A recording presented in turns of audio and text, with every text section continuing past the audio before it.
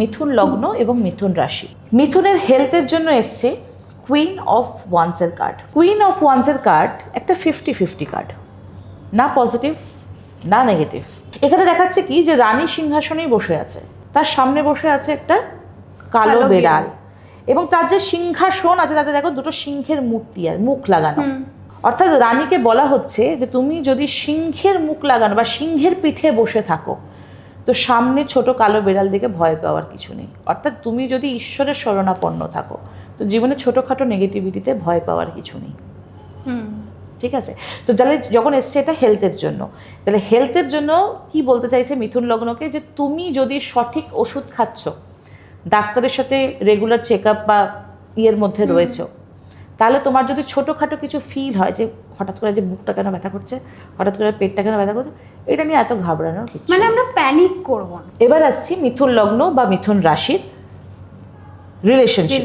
দেখো এখানে কার্ডস এসছে 6 অফ সর্ডসের কার্ড। 6 অফ সর্ডসের কার্ডে আমরা কি দেখতে পাচ্ছি, 6টা তলোয়ার এখানে পোতা রয়েছে, একজন ছেলে আর মেয়ে নৌকা করে চলে যাচ্ছে এবং একজন মাঝি তাকে নিয়ে যাচ্ছে, কোনো জায়গা থেকে দূরে নিয়ে যাচ্ছে।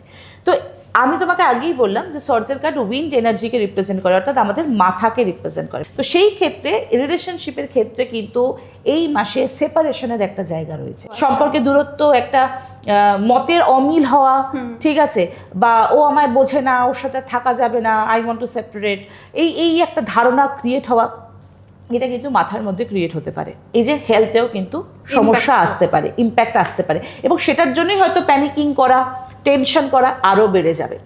এবার আসছে মিথুন লগ্ন বা মিথুন রাশির ক্যারিয়ার।